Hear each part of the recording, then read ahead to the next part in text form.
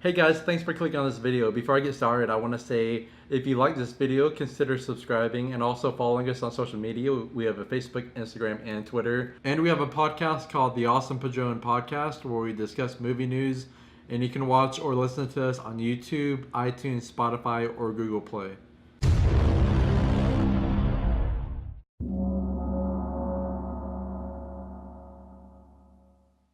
John Wick is a movie series that I have been kind of late to the game to watching. The first one came out in 2014, and to be honest, I first saw the first two movies just last week before the third one came out. So I'm rather new to it, and it had a lot of hype going into it, so I didn't really know how I was going to like it. And I will say it definitely has its flaws, but at the same time, this series knows what it is, and it doesn't really shy away from that. It goes all out with the action and just everything about it. It knows exactly what they want to do and how they wanted to do it, and they did it perfectly. The stunts are just unbelievable, and I got to give credit to Keanu Reeves for doing most of his stunts, and just overall the directors are stunt doubles themselves, so it kind of makes sense why the action scenes are so amazing. But they're just some of the most creative action scenes in these movies that I've ever seen. To be honest, I would put this series on par with the Mission Impossible movies, and in all honesty,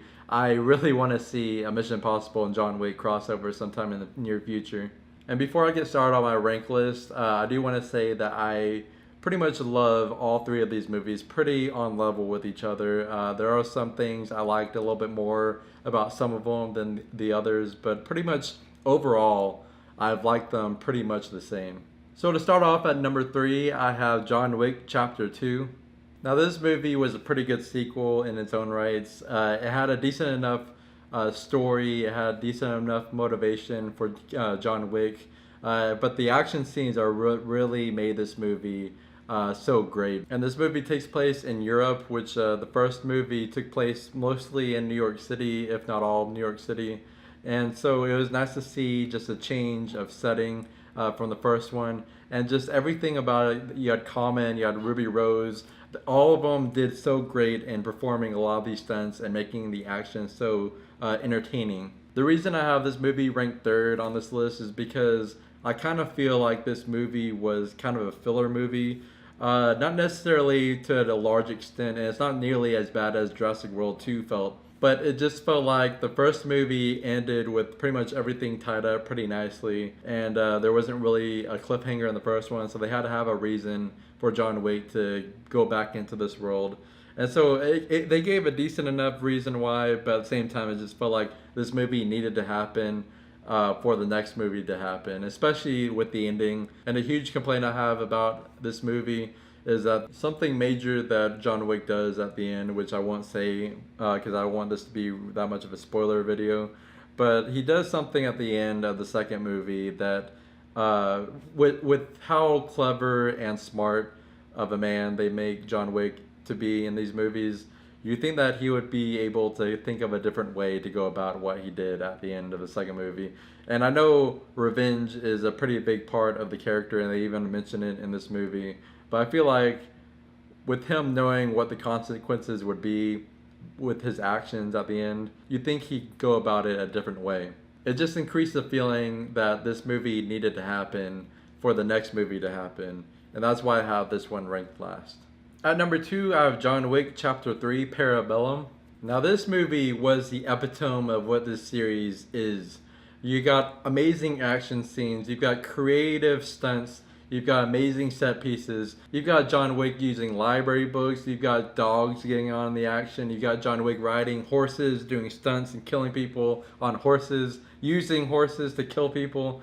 You just got it all in this movie. It's just the epitome of a action movie. If you're an action fan, you have to see this movie. And another thing that's great about the action is they don't take themselves too seriously. I mean, obviously there's a lot of serious stuff going on in this movie, but they don't take themselves too seriously enough to think that they can't make jokes while they're having these action scenes. They throw in a good amount of jokes throughout this movie, and some of them land, some of them don't, but for the most part, it just adds to the fun of this movie. This movie also kind of opened up the world of John Wick. I mean, obviously, there's a lot of world building in the series because it's kind of like a comic booky kind of world where it's not like it's totally real life.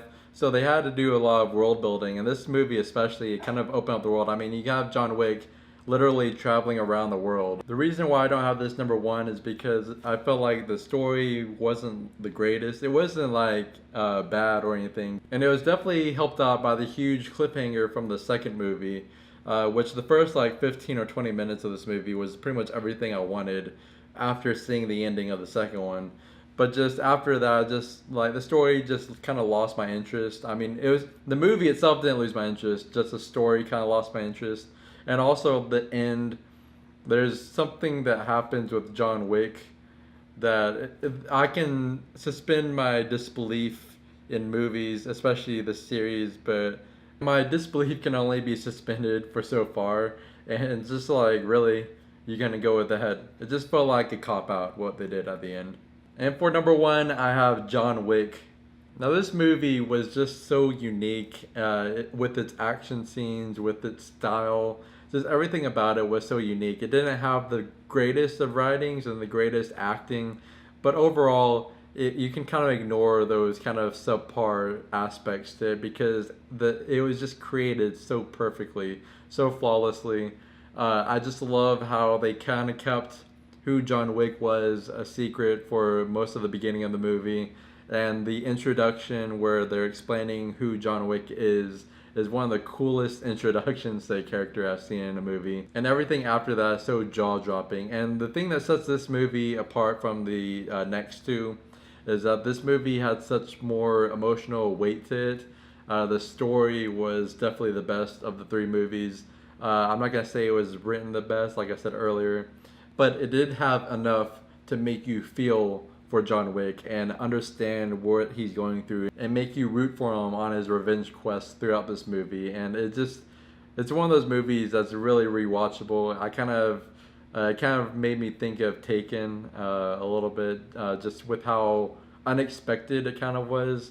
Especially since like I know I just saw it last week for the first time, but when it came out, I remember not hearing too much about it when it was coming out, and I know it was kind of just like a surprise movie for a lot of people, and it was a surprise movie for me too, especially since I didn't really know what to expect going into it. It was definitely one of the most unique action movies I've seen in a while. Alright guys, that about does it with this video. If you want to go ahead and comment below, tell me what you would rank these movies, maybe if you agree with me, if you disagree. And if you'd like, go ahead and like this video and subscribe and share it if you want. And also follow us on social media. We have Facebook, Instagram, and Twitter, all at 2AwesomeMen. Anyways guys, thanks for watching, and you will see us later.